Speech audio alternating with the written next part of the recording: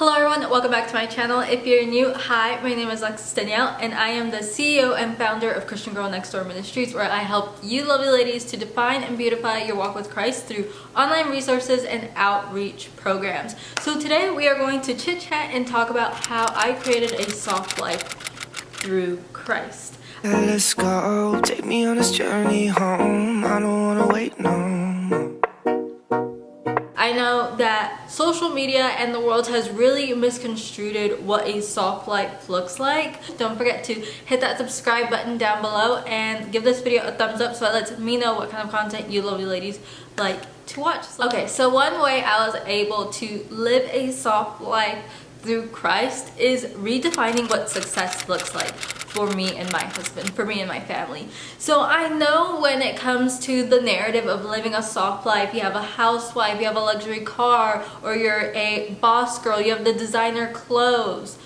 But all of that does not truly give you a soft life. It gives you a life of chaos, a life of keeping up with the Joneses, just to keep up appearances. But to live a soft life, we truly have to redefine what success looks like for you and your family.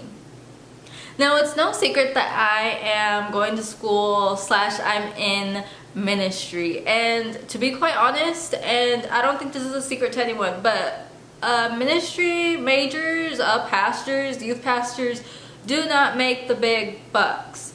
Even though it doesn't come with the big bucks, it does fill me with joy to know that I'm pursuing my calling and purpose that the Lord has called me to live out. That to me is real success.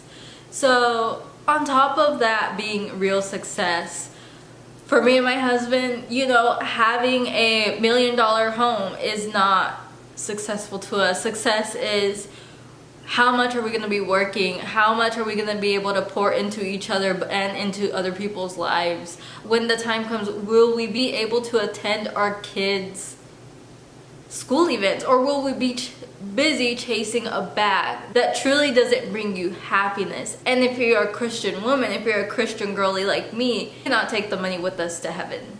Now, my second way that I've been able to create a soft life through Christ is having contentment and a grateful heart. Now, I know in today's society, the landscape via social media is misconstrued with everyone buying Shein hauls, the next Love Shack fancy, the new Escalade, so many things that can quickly have you going down the rabbit hole of, I wish I looked like that, I wish I had this item. But truly, none of that's going to bring you happiness. And if at that's not even going to help you cultivate a soft life. If anything, that's going to harden your life, because then you're going to go before the Lord and ask him, Lord, why don't I have those things? But if you are a woman of God, if you are a woman of Christ, you know that our treasures are not here on earth, but in heaven. Comparison is really the thief of joy. A soft life comes from cultivating a heart of gratitude and contentment and being able to sit in what you have and being thankful. I have a 700 square foot apartment, thank you Lord. When I could compare and be like, oh, this other person has 1,000 square foot 1-bedroom apartment, why don't I have that? But to know that I'm living in abundance, to live in a place where I am comfortable, where I am thriving, where I don't have to worry about how I'm going to pay rent, that is how I truly cultivated a soft life for myself, is to be in contentment and gratitude. Now, the third way that I've been able to cultivate a soft life is through setting boundaries in a loving but firm way. Now, again, not to make being in ministry my whole personality, but one thing about being in ministry is that you're constantly pouring into yourself, and creating healthy boundaries in a loving, firm way really allows me to fill myself up with Jesus, having my alone time, so I'm able to continuously pour into other people. It can quickly become a slippery slope of, yes, I can totally do that, yes, I can squeeze that in over there. But truly, being able to set a firm boundary saying, I cannot serve this day, I am on empty,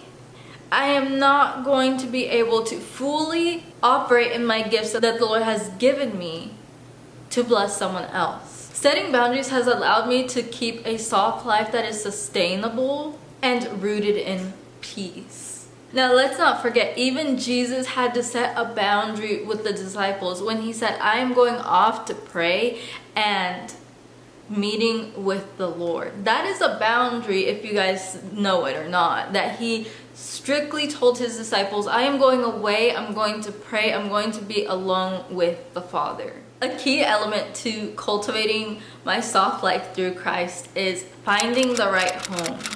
Now, finding the right home isn't just an apartment or a home. It's truly somewhere where you thrive.